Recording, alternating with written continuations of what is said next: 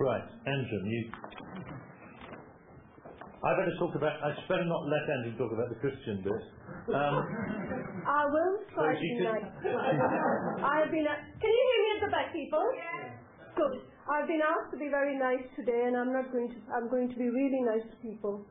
It's going to be hard, but there you are. When I first met Chris, I said, Chris, there's a lot of good people in our community. Unfortunately, they're sitting on their butts, but they're not doing anything.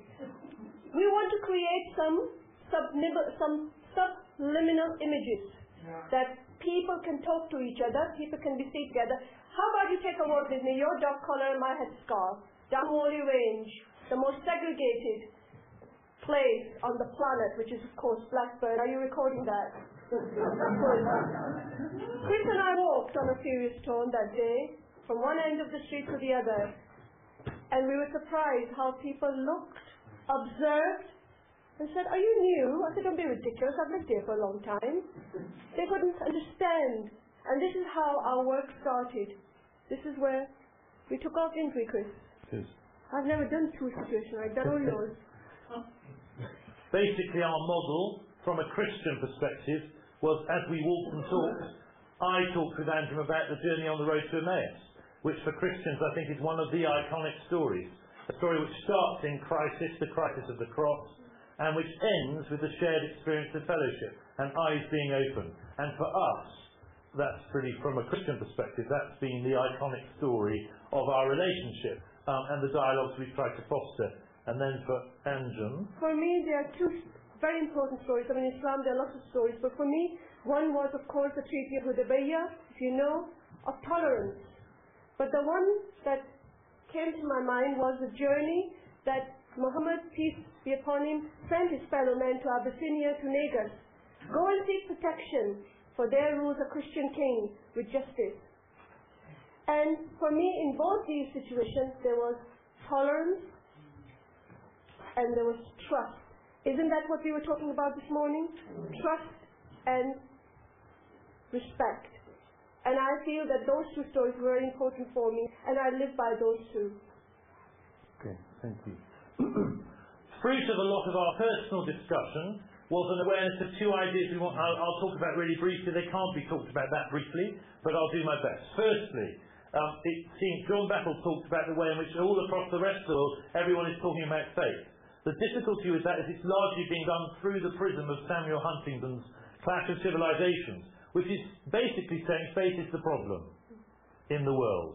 That's what happens at the macro level, and our conversations with shopkeepers and all sorts of people in their houses as we were walking around lent us to the perception that which Amartya Sen has confirmed recently in his critique of Huntington, which is all of that is very inaccessible, and it's a very monochrome version of the world. It's a sort of monolithic approach.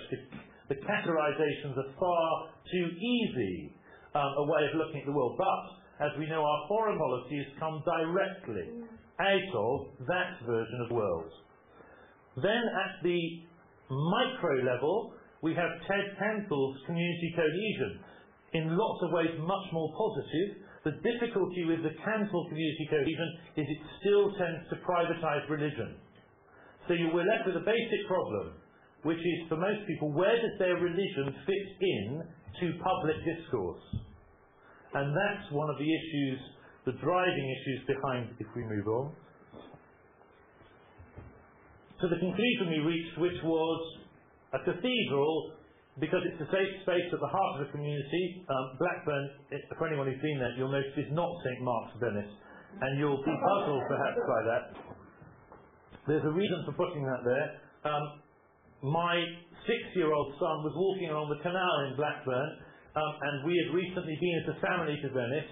There are lots of lovely houses along the canal in Blackburn, and as he was walking he said, oh, it's just like Venice. In the opposite direction came someone who happens to work for the Blackburn Tourist Department, and so I've got my next slogan, come to Blackburn, it's just like Venice. So we decided that we would use the model of the square in front of St. Mark's as the image behind what we wanted to offer to the community, which is this is a major public space, it's a safe space. We've also installed a series of paintings which were called The Journey, From a Christian perspective, they tell the story of the way of the cross, but they also have given opportunities to tell other kinds of journey, and we wanted to recognise that. We wanted to take a journey together in the major public space and safe space of the community. Thank you very much. But of course, just to add that, Chris, we've also had dialogues in mosque, in Burnley, of course, as you probably just heard about Burnley, where the riots took place. So we have done that also. Let's do this. Do you want to go? Sorry, just go back to that one. Do you want to go back? That's the one. We were talking earlier this morning, how do we dialogue with young people? And as Mr. Butler was talking about it, I said, excuse me, we've done it. That's history. We've done that in Blackburn. Excuse me. Julian, you're doing this on purpose. Oh, you haven't. Is the power on? You did that on purpose. I do. Second dialogue series where we had 1/3 of the population were under 25 from Blackburn College. You're absolutely right this morning when they were talking about that it's the young people that need to be involved. They need to be in that loop where we can talk with them, not at them. We are talking with them.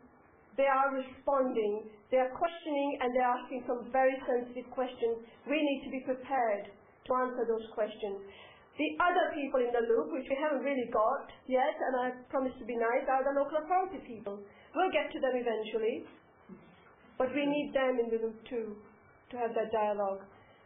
I will go on talking until Susan. Would you like to take over? No, you carry on. Okay, thank you. You're doing well. In Blackburn, we have two types of Muslim communities. I just want to give you some background. You were 49% Pakistanis and 51% Indians. You think you've got problems? Come to Blackburn.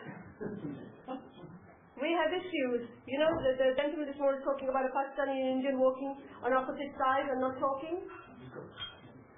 So when you talk about cohesion, there are a lot of elements, a lot of levels of cohesion. We still haven't reached the first 3 levels yet. And that reflects on our younger generations too, of course.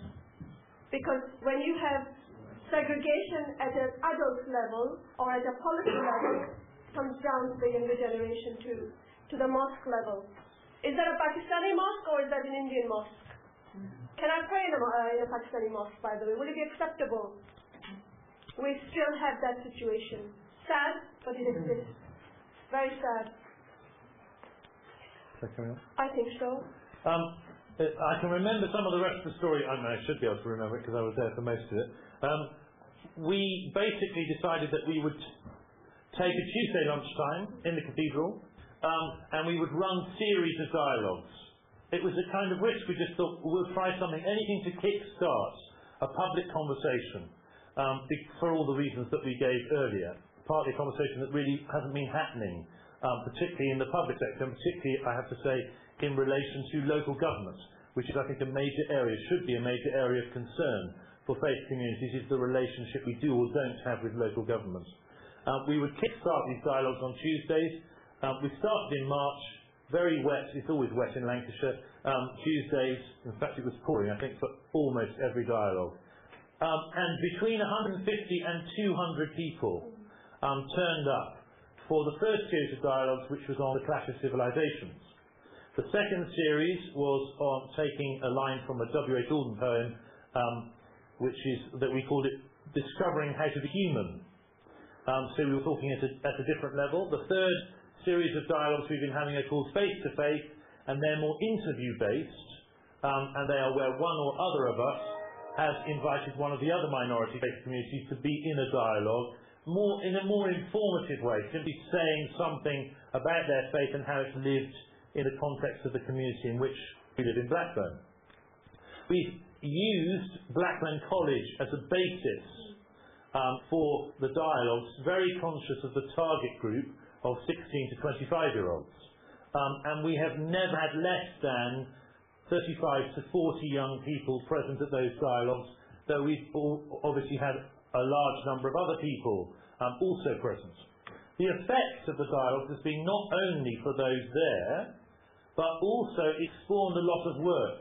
Once people started to see that a public conversation was actually being carried forward, then all sorts of approaches have come from the media, from the BBC, to do some work, also from schools and colleges. There's been other media, newspapers.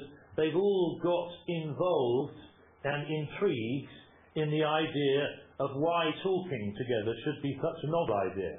That in itself, of course, is a reflection on where we are. That talking together should be such a novel thing and should intrigue and interest people so much. And I think, really says quite a lot about the difficult context in which we're operating. We hope in the future, we've already made a DVD which will be a resource for schools. It happens to be that we made it on the issue of the veil, not in response to our local MPs' interventions on that issue. We actually happened to have made it 3 or 4 months before that.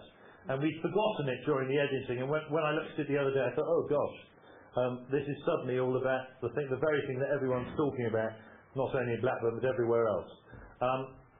That, I think, is almost the end of our presentation. But for the photographic point of view, we can just whiz you through the photograph. Photographs that don't make me look so large as the one you saw.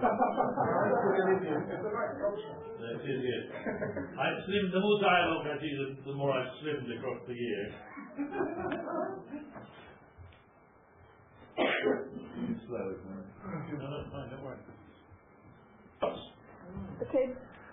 These young people from Blackburn College, the media department in Blackburn College, also have taken a big interest in support. It's been a big thing for them. Actually been a great project for them just to be involved from that perspective in covering them. If we go to the next one. Let's just look at that quote. This has been an underlying important quote for us. That Anjum quote.